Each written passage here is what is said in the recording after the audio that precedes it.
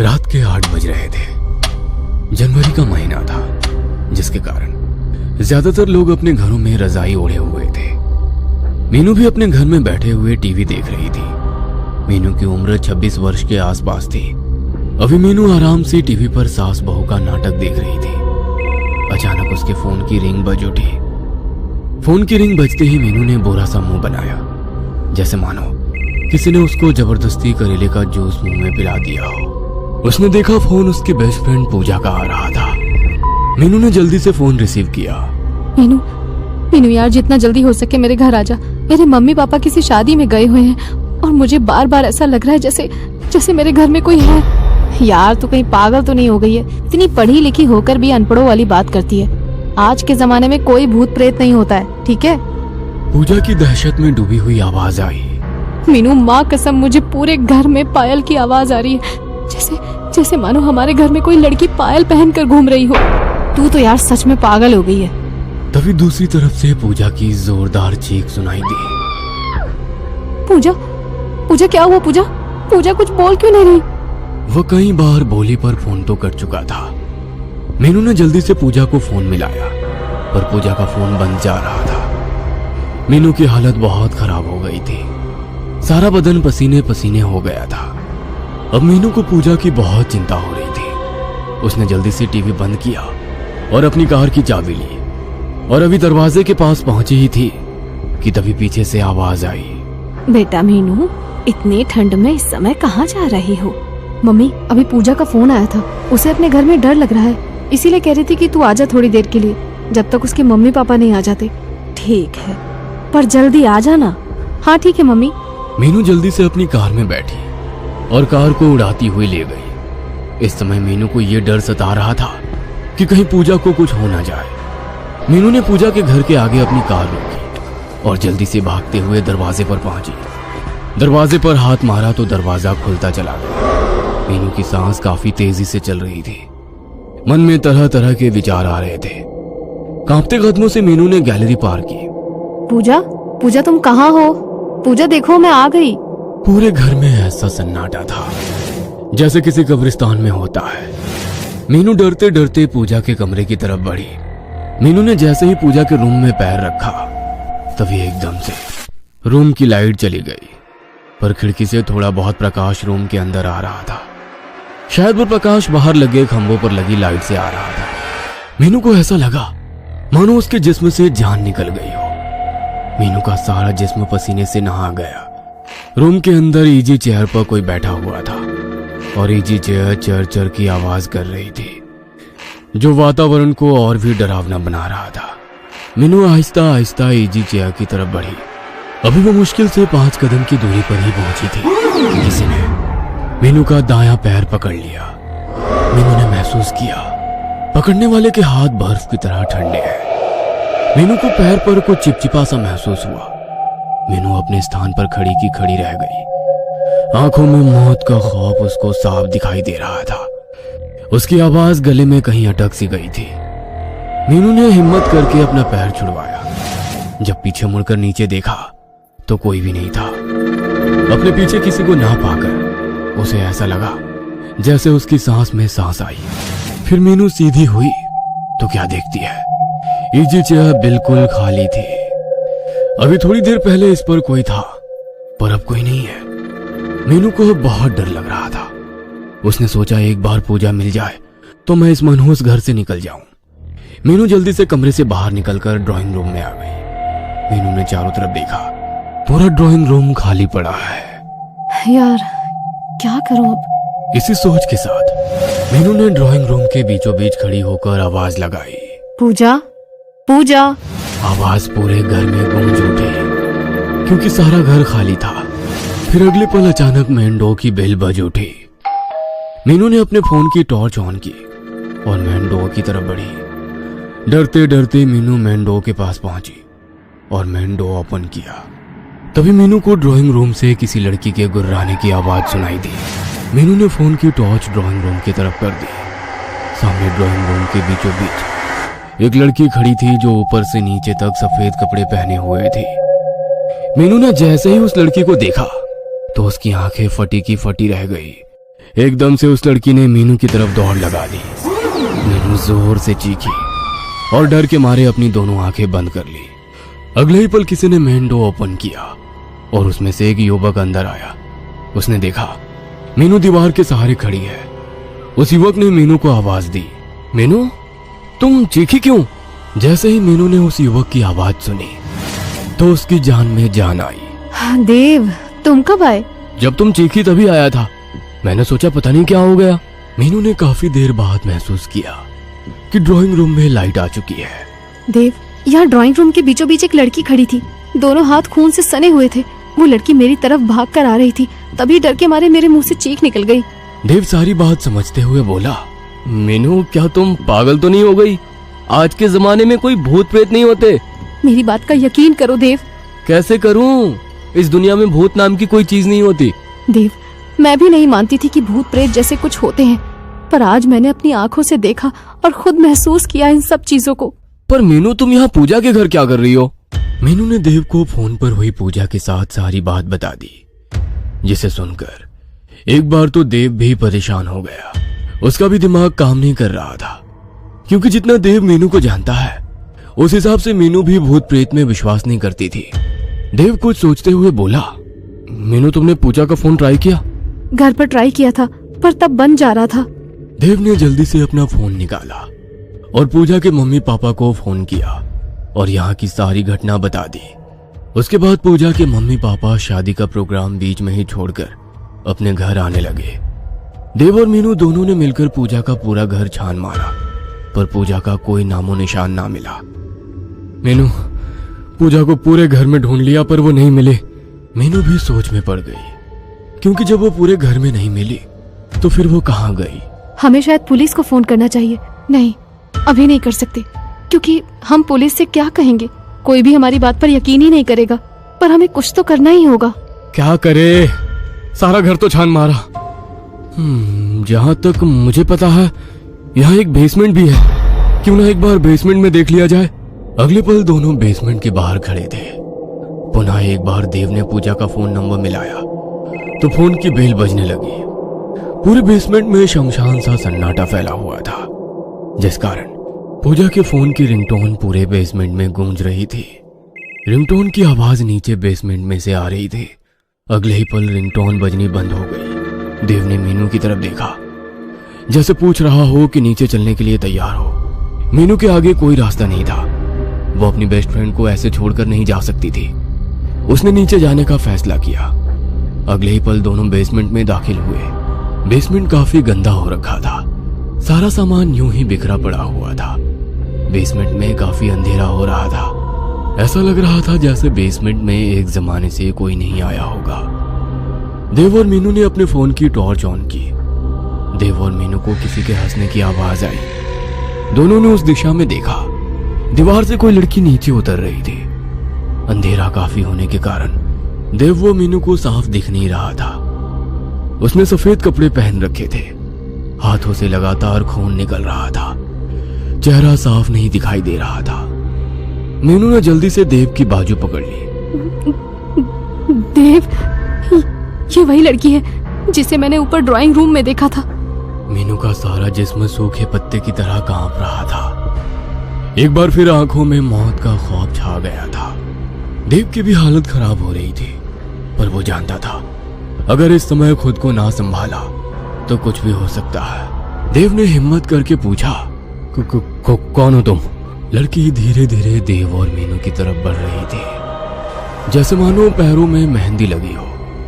उस लड़की के हाथ से अब भी लगातार खून निकल रहा था।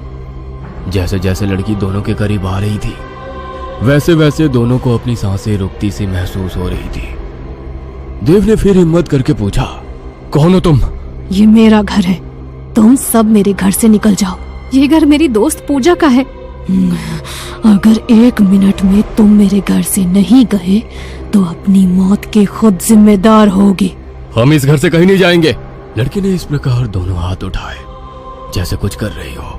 अगले ही पल एक लकड़ी की कुर्सी उड़ते हुए देव और मीनू के सिर पर जा लगी। दोनों नीचे फर्श पर जा गिरे।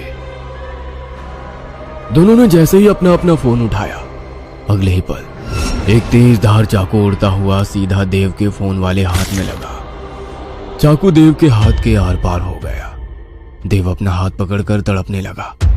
उसके हाथ से खून निकल रहा था। देव ने तड़पते हुए कहा, मीनू जल्दी से फोन की टॉर्च बंद करो। मीनू ने जल्दी से फोन की टॉर्च बंद की और देव का हाथ पकड़कर सीढ़ियों की तरफ भागी। देव हाथ में चाकू लगने के बावजूद भी लगातार भागे जा रहा था, क्योंकि उसे पता था बेसमेंट में एक पल भी रुकना अपनी मौत को न्योता देने के बराबर है। देव व मीनू को अपने पीछे सामान फेंकने की आवाज आ रही थी। दोनों में से एक ने भी पीछे मुड़कर देखने की कोशिश नहीं की। ऊपर आते ही दोनों को अपनी उड़ती हुई सांसों को काबू करने में 2 मिनट का समय लगा। अगले ही पल पूजा के घर के बाहर एक कार आकर रुकी। उस कार में कोई और नहीं बल्कि पूजा के मम्मी पापा थे। देव व मीनू भागते हुए कार के पास पहुंचे। प्रदीप और सीमा ने जब देखा कि देव के हाथों में एक चाकू आर पार हो रहा है तो उनके होश उड़ गए। देव बेटा, ये क्या हो गया? तुम्हारे हाथ में चाकू लगा है। ये सब किसने किया? अंकल और आंटी, मैं आपको सब बता दूंगा। आप पहले मेरी बात ध्यान से सुने। ये घर आपने कब लिया था? प्रदीप व सीमा दोनों एक दूसरे को देखने लग गए, जैसे एक दूसरे से पूछ रहे हो कि इन दोनों को सच बताया जाए या नहीं। अंकल और आंटी, आपके चेहरे देखकर कुछ ऐसा लग रहा है जरूर इसके पीछे कोई ना कोई राज छुपा हुआ है। बेटा, बात यह है, ये घर हमें बहुत कम दामों में मिला था।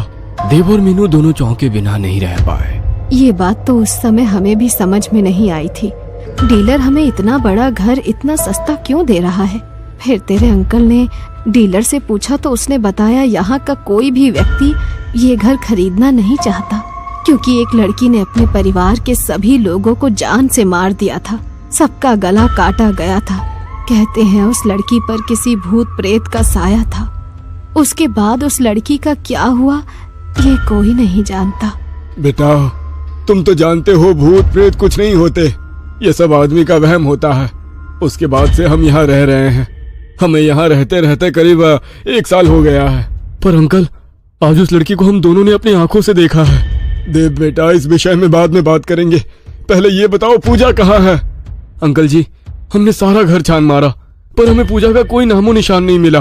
प्रदीप व सीमा दोनों इस समय बहुत परेशान नजर आ रहे थे। देव बेटा, तुम्हारी बात ठीक है, पर हम माँ बाप कैसे अपनी इकलौती लड़की को मौत के मुंह में छोड़ दे? अभी तुम ही कह रहे थे कि हमारे घर में एक लड़की है। शायद उसे अब लड़की कह देना सही नहीं है। अब ये साबित हो गया है कि वो उसी लड़की की आत्मा है जिसने अपने पूरे परिवार को जान से मार डाला था। देव बेटा, अगर ये वही घर है तो फिर वो मेरी पूजा को नहीं छोड़ेगी। मुझे मेरी बेटी को बचाना होगा। प्रदीप व सीमा दोनों अपने घर के अंदर घुस गए और दोनों जोर जोर से अपनी बेटी पूजा को आवाज देने लगे। पूजा, पूजा मेरी बेटी, तुम कहाँ हो? देव व मीनू बाहर ही खड़े थे। देव ने अपने हाथ से चाकू निकाल लिया था। देव, हमें भी अंकल आंटी जी के साथ रहना चाहिए। कहीं वो आत्मा अंकल और आंटी जी पर हमला न कर दे। देव ने सहमति में सिर हिलाया। उसके बाद दोनों भी घर के अंदर थे। अंदर जाते ही उन्हें पूजा के पापा मम्मी की आवाज सुनाई दी। पूजा बेटा, उठ जा। तुझे क्या हो गया? देखो तुम्हारे पापा तुम्हारे पास हैं। देव व मीनू भागकर पूजा के रूम में गए तो देखा पूजा अलमारी के बाहर नीचे फर्श पर पड़ी थी। पूजा के मम्मी पापा दोनों उसे होश में लाने की कोशिश कर रहे थे। देव व मीनू को थोड़ी राहत मिली। दोनों जल्दी से भागकर पूजा के पास गए। भगवान का बहुत बहुत शुक्र है जो पूजा हमें सही सलामत मिल गई। अभी देव कुछ और कहना ही चाहता था कि छत पर लगा पंखा फर्श पर गिर गया। चारों एक साथ चौंके। अंकल, हमें जल्दी से पूजा को घर के बाहर निकालना होगा, वरना यह आत्मा हम में से किसी को भी नहीं छोड़ेगी। प्रदीप कुमार ने जल्दी से पूजा के बेहोश शरीर को उठाया और ड्राइंग रूम की तरफ चल दिया। बाकी तीनों भी प्रदीप कुमार के पीछे पीछे चल दिए। अभी प्रदीप कुमार ड्राइंग रूम में दाखिल हुए ही थे कि पूरे ड्राइंग रूम में अंधेरा हो गया। प्रदीप कुमार अपनी जगह पर ही खड़े हो गए। पीछे से आ रहे देव व मीनू ने अपने फोन की टॉर्च ऑन करने की सोची तो अगले ही पल कुछ देर पहले वाला सीन याद आ गया।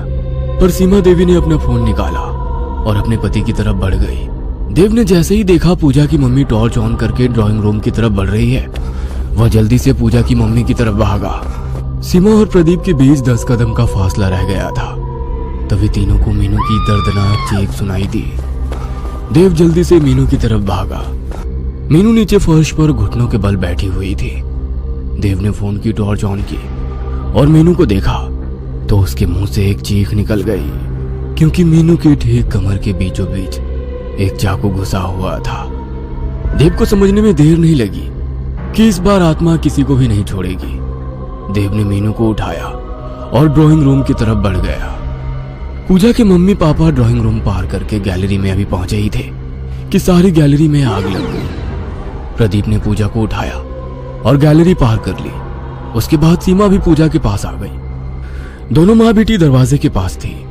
तभी प्रदीप कुमार बोले, पूजा की मम्मी, तुम यहाँ पूजा का ध्यान रखो, मैं देव की मदद करता हूँ मीनू को लाने में। प्रदीप कुमार जल्दी से मीनू के पास पहुंचे और देव की मदद करने लगे ताकि जल्दी से इस मनहूस घर से निकल सके। अभी तीनों ड्राइंग रूम पार करने वाले थे। सारी ड्राइंग रूम में खून ही खून पड़ा था, जबकि गैलरी में आग जलनी बंद हो गई थी। सारी ड्राइंग रूम में भयानक आवाजें गूंज रही थी, जो वातावरण को और भी खौफनाक बना रही थी। अगले ही पल तीनों के चेहरे का रंग एकदम सफेद पड़ गया, जैसे किसी जहरीले सांप ने काट लिया हो। देव बेटा, थोड़ा जल्दी करो। तीनों जल्दी जल्दी दरवाजे पर पहुंचे। प्रदीप कुमार ने देखा कि सीमा और पूजा दरवाजे पर नहीं थे। प्रदीप ने सोचा शायद दोनों माँ बेटी घर से बाहर निकल गई होंगी। फिर तीनों जल्दी से दरवाजे से बाहर निकल गए। तीनों की सांस में सांस आ गई थी। तीनों को ऐसा लग रहा था जैसे उन्हें दूसरा जीवन मिला हो। प्रदीप ने पूरे रोड पर नजर दौड़ाई। दूर दूर तक न चिड़ी का बच्चा दिखाई दे रहा था। प्रदीप जल्दी से घर के अंदर गए। ड्राइंग रूम के अंदर सीमा बेहोश सोफे पर पड़ी थी। पूजा दरवाजे के पास बेहोश पड़ी थी। उसने जल्दी से पूजा को घर से बाहर निकाला और दोबारा घर के अंदर घुस गया। ड्राइंग रूम के अंदर जाने के बाद सोफा से सीमा को उठाया और जल्दी से दरवाजे पर पहुंच गया। देव और मीनू दरवाजे के बाहर खड़े थे। अंकल जी, जल्दी से बाहर आ जाइए। प्रदीप ने जैसे ही दरवाजा खोलना चाहा, पर दरवाजा नहीं खोला। प्रदीप दरवाजे को पीटने लगे। मीनू और देव भी बाहर से दरवाजा खोलने की पूरी कोशिश कर रहे थे।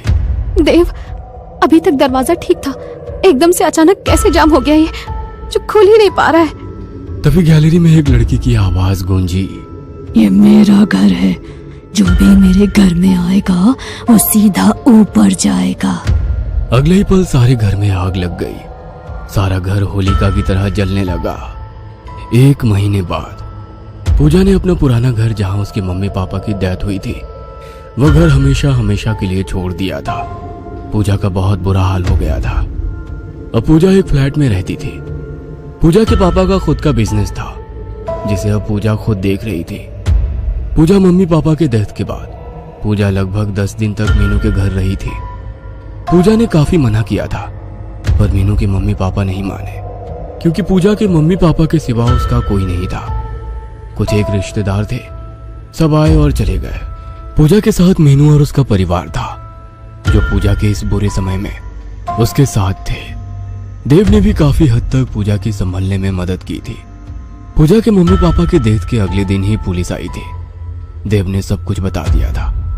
पुलिस ने देव का बयान दर्ज करके फाइल बंद कर दी थी। देव और मीनू पूजा से मिलने अक्सर उसके फ्लैट पर जाते थे, ताकि वो अपने मम्मी पापा के दुख से बाहर निकल सके। 10 मार्च को पूजा का जन्मदिन था। वह जन्मदिन बिल्कुल भी नहीं मनाना चाहती थी, क्योंकि उसके मम्मी पापा को गुजरे 1 महीना बीत गया था। मीनू के मम्मी और पापा ने पूजा का जन्मदिन मनाने की बात कही, जिससे पूजा टाल नहीं सकी। सब लोग इसलिए पूजा का जन्मदिन मनाना चाहते थे, ताकि पूजा को उसके मम्मी पापा की कमी महसूस ना हो। पूजा को कहीं ऐसा ना लगे कि वो इस दुनिया में अब अकेली है। रात के 8 बजे पूजा ने केक काटा और बारी बारी सबको थोड़ा थोड़ा केक खिलाया। केक काटते समय पूजा की आंखों में आंसू आ गए थे। शायद उसे अपनी मम्मी पापा की याद आ गई। 10 बजे तक सबने खूब नाच गाना किया। फिर 10:30 बजे सब लोग अपने अपने घर चले गए, केवल मीनू को छोड़कर, ताकि वो पूजा के साथ मिलकर उसका काम में हाथ बटा सके। पूजा सिंक में बर्तन धो रही थी और मीनू बर्तन को कपड़े से साफ कर रही थी। पूजा खुश दिखाई दे रही थी कि उसे मीनू जैसी दोस्त मिली, जो उसके बुरे समय में भी उसके साथ खड़ी है। पूजा के चेहरे पर खुशी थी कि इतने सारे लोग उसके लिए आए थे। मीनू यार, तुम और तुम्हारा परिवार कितना अच्छा है, जो मुझ जैसी लड़की को भी अपनी लड़की की तरह प्यार करते हैं। सच बोलूं तो मैं सोच ही रही थी कि मम्मी पापा के बाद जिंदगी कैसे काटूंगी, पर अब मुझे किसी बात का गम नहीं है। मेरी बहन, हम सब तेरे साथ हैं। इसी को तो दोस्ती कहते हैं। पूजा बातें करते करते बर्तन धो रही थी कि अचानक उसके मुंह से एक जोरदार चीख निकली। मीनू ने उसे पकड़कर झंझोड़ा। पूजा, पूजा क्या हो गया? तुम इतनी जोर से क्यों चीखी? पूजा ने अपने दोनों हाथ ऊपर किए, जिसे देखकर मीनू की भी चीख निकल गई, क्योंकि पूजा के दोनों हाथ खून से सने हुए थे। कोई नुकीली चीज बर्तन साफ करते समय चुभ गया था।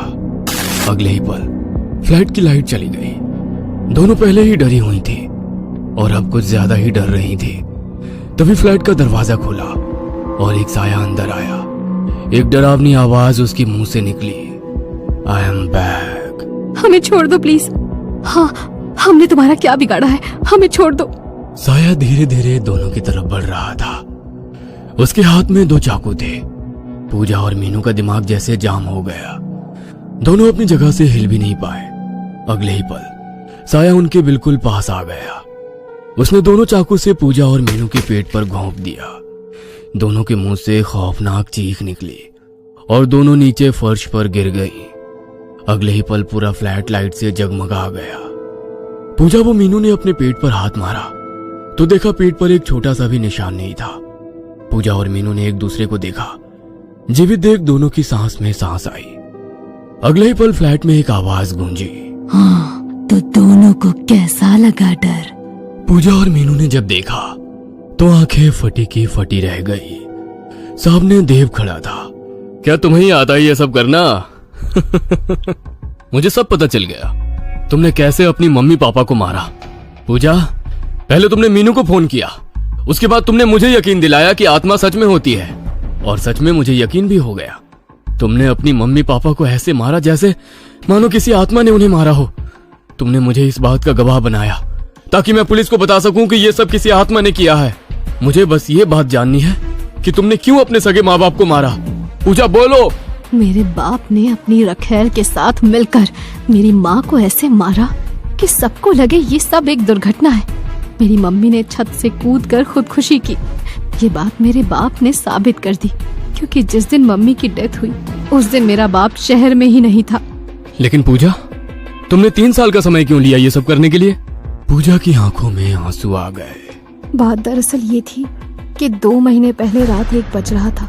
मेरा बाप और वो रखेल दोनों आपस में बात कर रहे थे। मैं किचन में पानी पीने गई थी।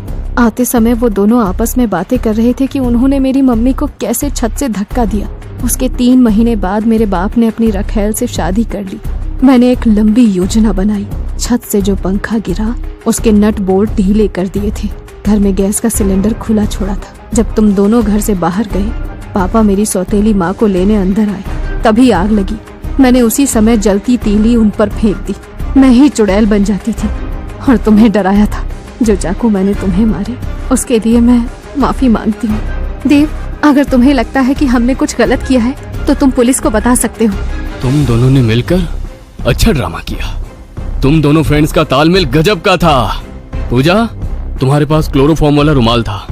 तुमने सीमा को बेहोश किया ताकि वो घर के भीतर रहे, और तुम्हारे पापा जब उनको लेने अंदर जाए तब तुम आग लगा दो। तुम दोनों ने परफेक्शन के साथ पूरा घटनाक्रम को क्रियान्वित किया। उस समय मुझे समझ में नहीं आया, लेकिन फिर धीरे धीरे सब समझ गया। देव ने एक नजर दोनों को देखा और जेब से फोन निकाला। मीनू और पूजा दोनों देव को ही देख रहे थे। देव ने फोन मिलाया, कितनी जल्दी आओगे? अगले ही पल देव ने फोन काट दिया। अगले ही पल दरवाजे से एक आदमी अंदर आया। सर, ये आपका पिज्जा। अरे अब हम तीनों दोस्त हैं, फिर मैं कैसे तुम्हारा साथ नहीं दूंगा? हाँ। दोनों ने देव को गले लगा लिया।